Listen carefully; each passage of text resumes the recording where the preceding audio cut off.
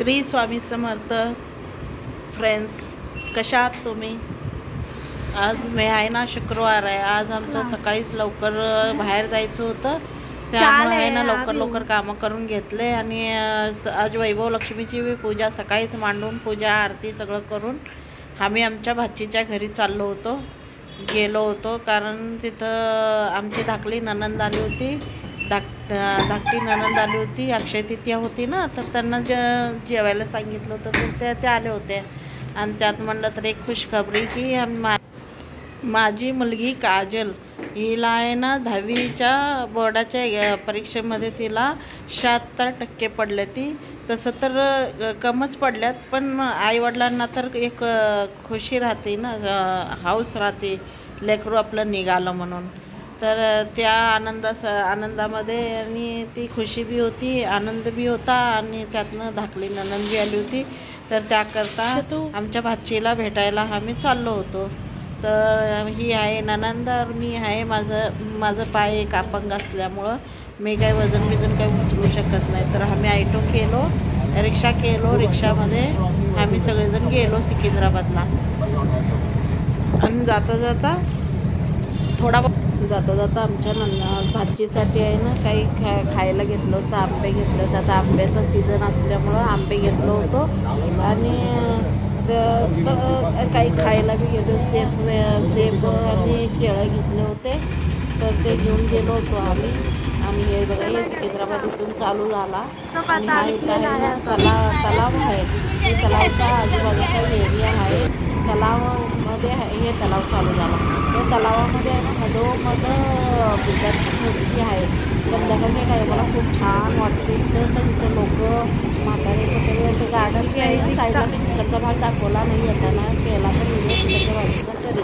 तर इकडच्या बाजूचा तुम्हाला खाली मी तलावच दाखवला आहे. तर त्या तलावामध्ये बुद्धाची मूर्ती असल्यामुळे संध्याकाळच्या टायमाला खूप छान वातावरण वाटतं आहे. तर खूप काही लोक येऊन तिथं साईडला बसतात. हे आम्ही आमच्या भाचीच्या घरी आलो. त्यांनी झाडं खूप छान लावलेली आहे. ती खूप छान वातावरण वाटायला लागलं होतं. म्हणून थोडा काजलनं आहे ना थोडा बहुत व्हिडिओ केला इथला झाडांचा. आणि आमच्या भाचीचं घर. आणि तर ते सासू आणि आमची भाची स्वयंपाक करू लागले होते. आणि जेवणाकरता आता गेलं म्हणल्यावर त्यांनी खाली असंच पाठवतात ना, जेवण करून पाठवते. ती आम्ही घरातनं.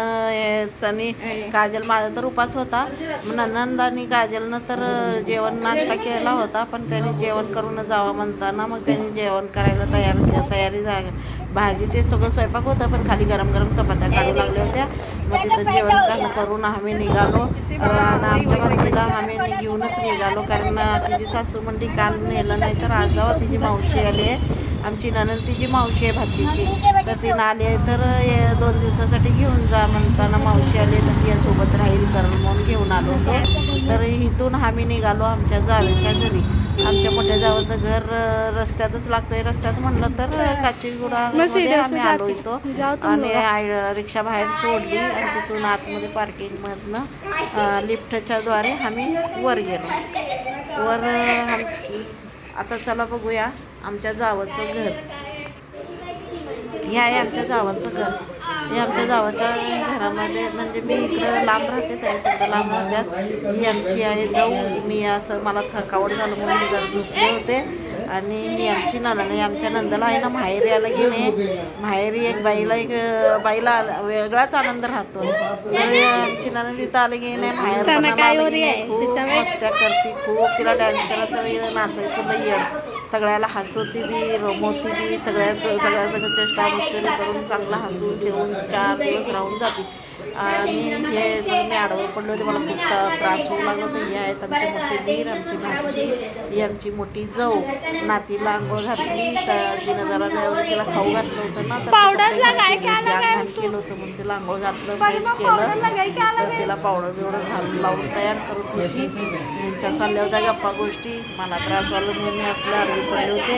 आणि स्वयंपाकवालीला स्वयंपाक करत होती. आता म्हणते आमची जाऊ संध्याकाळी जेवण करूनच जा. असं बी झालं. आता 6 वाजला, 6 वाजले ती. आणि संध्याकाळी आम्ही जेवण करून, तर उपास होता. तर आमची जाऊ म्हणजे सकाळी पूजा करून आलीच ना, आता इथं जेवण करून उपास सोडून जा म्हणताना ठीक आहे म्हणताना रात्री आम्हाला 10 वाजले यायला घरी. ट्रॉफिक फुल होता. इतकी पब्लिक आणि त्यातनं वारं सुटलं होतं, पाऊस थोडा येऊ लागला होता त्यामुळे उशीर